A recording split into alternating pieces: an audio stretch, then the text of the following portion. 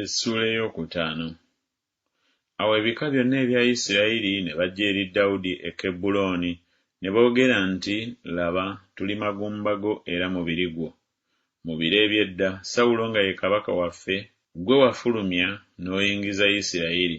Mukama n'akugamba nti, ggwe olirunda abantu bange Isirayiri, era ggwe oliba mukulu wa Isirayiri. Awo abakadde bonna aba Isirayiri ne bajja eri kabaka e Kebbulooni.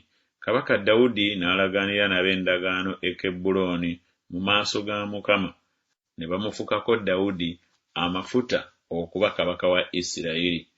Dawudi yali akamaze emyaka 3 bwe yatanula okufuga, n'afugira emyaka 4.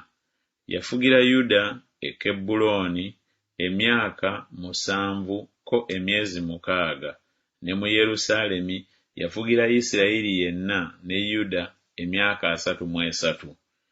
Awo kabaka n'abasajja be ne bagenda e Yerusaalemi okulwana n'Abayebusi abaatuula mu nsi, abaagamba Dawudi nti, bw'otolimalawo bazibe b'amaaso n'abawenyera, toliyingira muno, nga balowooza nti Dawudi tayinza kuyingira muno.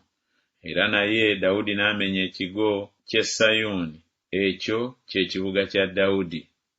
Dawudi n'ayogera ku lunaku olwo nti, buli anatta Abayebusi ayambuka awali olusalosalo, atte abazibe b'amaaso n'abawenyera, emmeeme ya Dawudi b'ekyawa.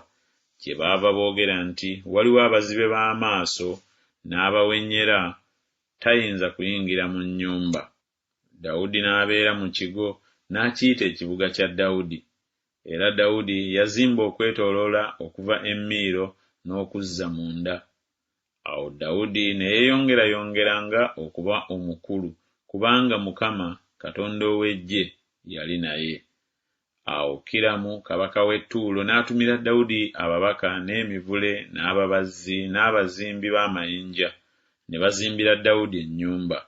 Awo Dawudi n'ategeera nga Mukama amunywezezza okuba kabaka wa Isirayiri, era ng'agulumizizza obwakabaka bwe ku lw'abantu be Isirayiri. Awo Dawudi ne yeeyongera okuwasa abazaana n'abakazi ng'abajja mu Yerusaalemi ng'amaze okuva e Kebbulooni. Dawudi n'azaalirwa nate abaana ab'obulenzi n'ab'obuwala. Era gano ge mannya gaabo abaamuzaalirwa mu Yerusaalemi: Sammuwa, ne Sobabu, ne Nasani, ne Sulemaani, ne Ibali, ne Iriswa, ne Nefegi, ne Yafiya, ne Erisaama, ne Eriyada, ne Erifereti.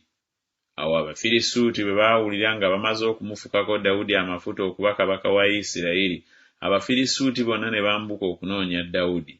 Dawudi n'akiwulira n'aserengeta mu mpuku. Awo Abafirisuuti baali bazze ne bayanjaala mu kiwonvu Lefayimu. Awo Dawudi n'abuuza Mukama nti, nnyambuka eri Abafirisuuti, onoobagabula mu mukono gwange? Mukama n'agamba Dawudi nti, yambuka, kubanga siireme kugabula Abafirisuuti mu mukono gwo. Dawudi n'ajja e Baalu-Perazimu. Dawudi n'abakubira eyo, n'ayogera nti, Mukama amenya abalabe bange ng'amazzi bwe gamenya. Kyeyava atuuma ekifo ekyo erinnya lyakyo Baalu-Pera. Ne baleka eyo ebifaananyi byabwe, Dawudi n'abasajja be ne babitwala. Awo Abafirisuuti ne beeyongera okwambuka olwokubiri ne bayanjaala mu kiwonvu Lefayimu. Awo Dawudi bwe yabuuza Mukama n'ayogera nti, toyambuka, weetoolole ennyuma waabwe obafulume mu maaso g'emitugunda. Awo olunaatuuka bw'onoowulira eddoboozi ery'okutambula ku masanso g'emitugunda n'olyoka ogolokoka, kubanga awo Mukama ng'akukulembedde okukuba eggye ly'Abafirisuuti.